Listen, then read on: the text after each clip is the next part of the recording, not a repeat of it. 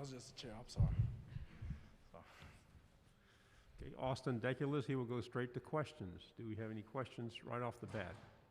To your left here, second row. What kind of player is Kentucky getting in Dare Rosenthal?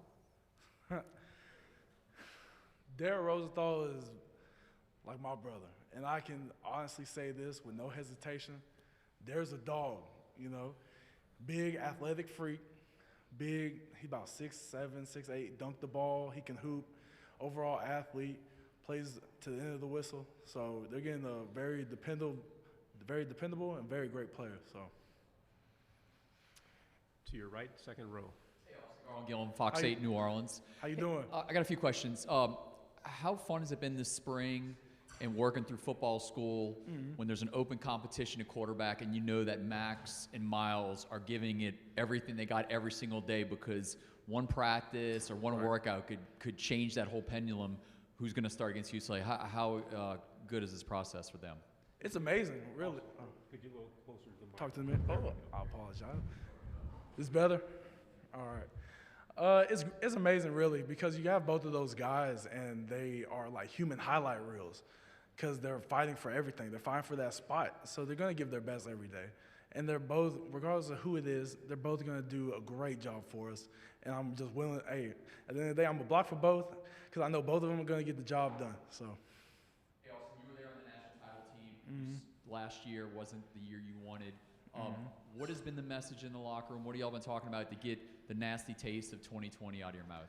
Just being able to play to the LSU standard of performance, you know, coming together as a team, just being able to be consistent where we weren't consistent, you know, just being able to just bounce back and show not that we're just going to play we don't play with a chip on our shoulder at LSU. We never have and we never will. We're always going to play to that LSU standard performance. Front row to your right here. Austin, from your perspective, what's the quarterback battle been like so far? It's been great. Like I said earlier, you know, it's a competition. Competition brings out the best in everybody, and both of those guys are stepping up. Even everybody from Garrett Nussmeier too. You know, he's been coming in, and he's one of those Patrick Mahomes type guys. He likes throwing this, like them special little passes. But all of them are doing a great job, really. So. Okay, we'll stay front row here to your left. Hey, Austin. Jared Joseph, Fox 44 in Baton Rouge. Hope you're doing good. How you doing? I'm good, man. Did Good. you drive or did you fly? That's what. Man, look, drove. All right. So, talking to Coach earlier, he had said that he brought in DJ Mangus and Jake Peets to run Joe Brady's offense from 2019. Right. What have you seen so far? How much is what you're experiencing with those two coaches a resemblance of what Joe Brady brought in 2019? You know, when you compare both offenses from that 2019 season to the one Peets is bringing, you have both of those offenses are just highlight reel offenses. You know, you got dangerous running backs, dangerous receivers, two dangerous quarterbacks, whoever's going to be. But the thing is about both of those offenses that are similar is giving playmakers plays to make plays in space. Say that about 3 times and I can't do it, I promise you. But the thing is, like I said before, it's just going to be a very energetic offense, just like 2019 season. We'll stay here on the left, second row. Hey, Austin, Jacques Doucet, WAFB TV in How Baton you Rouge. doing? I'm good. Local sports guys always drive. We don't fly anywhere for the most part.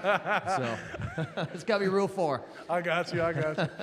The running game, it seems like you guys were a little bit disappointed in what you got last year. What are you going to need to do to improve this year as far as getting Tyree and Davis Price and John Emery going this year? I mean, that also falls on us, the offensive line. You know, we didn't have the best season that we had in the past, you know, but having everybody coming back from all aspects, from the offensive line to the running backs, is just going to build on the depth, build on the experience of the group, and you're going to see something different. So, to your right here in the second row. Hey, Austin, Matt Trent, WBRZ TV in Baton Rouge. Coach O said a couple weeks ago on the radio that he already saw a leader emerging between Max and Miles. Just want to get your thoughts on who you thought that maybe would be and how that quarterback battle will play out heading into the fall. I believe both of them are leaders in their own aspect, you know, because not all leaders are the same. 2019 season, you had 2 different type of leaders. You had the lead by example type. You had Lloyd Cushenberry, which is both. He was a lead by example guy 2019 season. Then you have Damian Lewis, which is more of the voice of the offensive line room. So you see a difference in both of them, but they're both great leaders of the overall team. So We'll go to the back row on your right. You're not even 2 years removed from, winning a national championship, but do you feel like at times that LSU now gets overlooked, and why is that dangerous for, other teams as a motivator for you guys? say it one more time. I'm sorry. I'll lean closer to the mic this time. Yeah, my bad.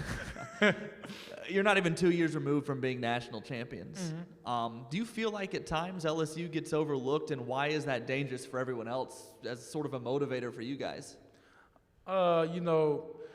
Any program that goes from national championship to 5-5, they're they're gonna put them to the side a little bit, which is respectful. If you don't produce and you don't do it good within your season, you're not gonna get the love, you're not gonna get the recognition. So it's really gonna change after the season. So Third row, Ed Daniels. Yes. Thank you, Craig. Hey, Austin, Ed Daniels from New Orleans. Please don't take this question personally, but I have to ask, were you guys a little embarrassed by what happened last year based on the great year that you had the year before to be a 500 team again? Did you take that personally? Did the offensive line take it personally? And was that one of the reasons why you guys decided as a group to come back? There's a lot of things. There's a lot of reasons why we chose to come back. And the thing going 5-5, is no one's fault. It's the players, us players, we play with our hearts. The coaches coach their hearts out, and at the end of the day, the chips didn't fall in our hands. So with the offensive line group, we really just came together. And you look back, you look at 2018, you look at the season that the offensive line had. People were saying the similar things to us this past 2020 season. And I kind of told those guys, look what happened whenever we all came back, 2019 season. Joe Moore Award, all that. So I just sprinkled that little bit of insight on them, and we just took that on the ground running. So Over here to your right, second row. Hey, one of the things I talked to Coach O about is I said, talking about 2019, you had some of the highest highs, and you go into last season, which not any of you guys, I think, were too proud of. So I said, what did you learn from that? And he said, well, this year I'm going to do it the way I want. So what changes have you seen in Coach O and the way he's handling things, but then also the changes that you guys are making yourselves as players? Changes with Coach O. Coach O's always been that great man since the first day I met him. First day we had home visits, and he came and visited my house. He had a bowl of chili in my living room with me. So, but no, he hasn't changed since one bit. He's gonna be that that stern coach everyone knows. But he's a player's coach. He cares about us, and it's just that respect there that we're from us to the coaches, from us to Coach O, and from Coach O to us. It's just that respect feeling to where we're gonna do what's right at the end of the day. Someone got some jams back there today. But no, yeah, we just have that relationship with each other that we're going to depend on each other and bounce back. So We'll stay here. Two more questions. Second row to your right. What's up, Austin? How you doing? After winning 7 in a row against A&M when they joined the SEC, the Aggies have got 2 of the last 3 against you guys. Do you feel like they're kind of chipping away at your guys' status as, if Alabama's 1, you guys are 2 in the SEC West? Or are they climbing up towards that status of being kind of a real contender in that sense? I'm sorry, the phone kind of threw me off. I'm sorry. What's the status of the LSU A&M rivalry, and do you see the Aggies kind of climbing back up into that conversation that they could compete with you guys on a yearly basis? We're going to respect everybody. We respect A&M. We respect all the SEC schools and all the other schools in their respective conferences. We don't really have a rivalry with anybody. We play everybody the same, no matter who it is, too big or too small. We treat them the same. Personally, being a Texas guy, I always liked playing in Texas, playing in my backyard, because I had a lot of teachers in high school that graduated from A&M, so it was always fun to go play there. But as a team, everybody's the same. Last question, front row here. We talked about a lot of changes going on. Of course, specifically for you on the offensive line, you have Brad Davison. What does he bring to the table? What newness has he brought to y'all that makes you feel you can perform at that Joe Moore Award-winning level again? Right. Coach Davis is a very, very stern coach. He's going to put that foot down. He's a Louisiana native.